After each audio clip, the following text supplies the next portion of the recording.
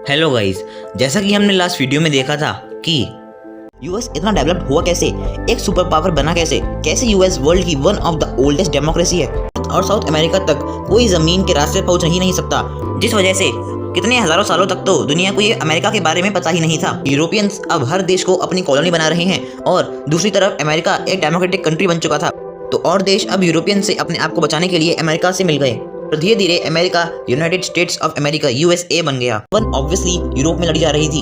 America उसमें directly involve नहीं था, पर वो अपने वेपन्स यूरोपियन कंट्रीज को बेच रहा था जो कि उस वॉर में लड़ रही थी। तो यूरोपियन कंट्रीज ने डिसाइड करा कि वो अपनी करेंसी को यूएस डॉलर से डायरेक्टली लिंक कर देंगे और यूएस डॉलर गोल्ड से लिंक रहेगा, जिस वजह से यूएस डॉलर की वैल्यू काफी ज्यादा बढ़ गई और वो अब एक इंटरनेशनल करेंसी बन गई। तो ये तो हो गए यूएस के कुछ जियोपॉलिटिकल रीजंस, जिस वजह से यूएस एक डोमिनेटेड कंट्री की तरह देखे जाने लगा। तो आज की इस वीडियो में हम देखेंगे कि कैसे चाइना इतनी कोशिशों के बावजूद यूएस को पीछे नहीं छोड़ पा रहा है और यूएस में एट प्रेजेंट ऐसा क्या सिस्टम है जिस वजह से यूएस में जाकर लोग अक्सर सक्सेसफुल हो जाते हैं। तो अगर आप भी जानना चाहते हैं तो जल्दी जाइए वीडियो को लाइक और चैनल को सब्सक्राइब कर दीजिएगा। So guys, welcome back to logical thinking.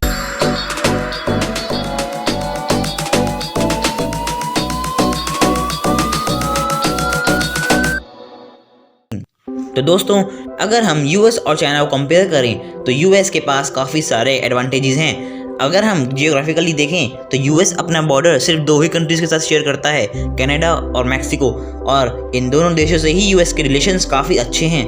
और वहीं चाइना 14 कंट्रीज के साथ अपना बॉर्डर शेयर करता है और सबसे चाइना के रिलेशंस अच्छे नहीं हैं।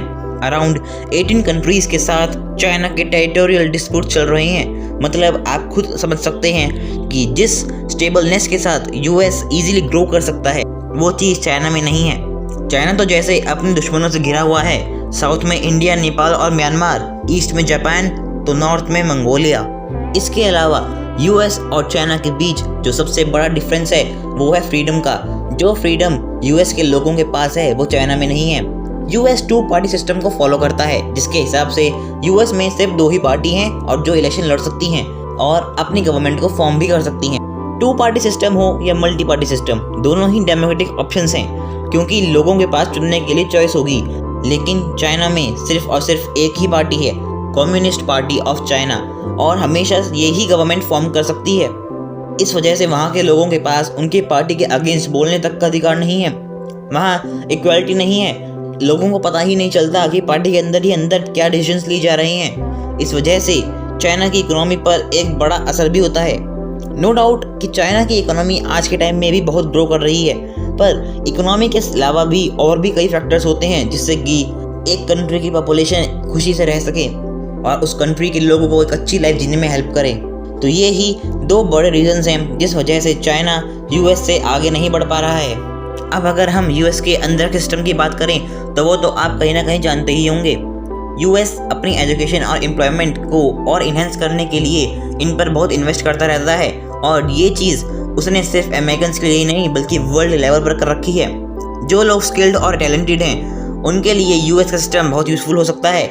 यूएस खुद कहता है कि जो लोग दूसरी कंट्री से माइग्रेट होकर यूएसए में आते हैं और जो स्किलफुल लोग हैं उन्हें यूएस का सिस्टम वर्ल्ड लेवल पे एक बहुत ही ज़्यादा सक्सेसफुल पर्सन बना सकता है। ये सिर्फ कहकर नहीं बल्कि उसने करके दिखाया है।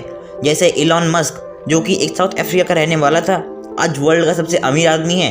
कल्पना चावला, सुनीता विलियम्स, जितने भी इंडियन एस्ट्रोनॉट्स आज तक स्पेस में गए हैं कहीं ना कहीं यूएस के थ्रू ही अब स्पेस में जा पाए हैं। तो यूएस अब और देशों की पहुंच से बहुत ज़्यादा आगे निकल चुका है। वर्ल्ड की बड़ी बड़ी रिपोर्ट्स कहते हैं कि अगले 10 से 15 सालों तक तो यूएस के आसपास भी कोई नहीं पहुंच सकता, पर उन 10 से 15 सालों के बाद यूएस डेफिनेटली पीछे ज़रूर रह जाएगा, क्योंकि बड़ी बड़ी रिपोर्ट्स ये भी कहती हैं कि आने वाले टाइम में चाइना और इंडिया वंस अगेन पूरे वर्ल्ड में सबसे डेवलप्ड और अमीर कंट्रीज बन जाएंगी। अभी रिसेंटली ही इंडिया वर्ल्ड की 4th लार्जेस्ट इकोनॉमी बन चुका है। उसने अभी रिसेंटली जब जापान को भी पीछे छोड़ दिया है।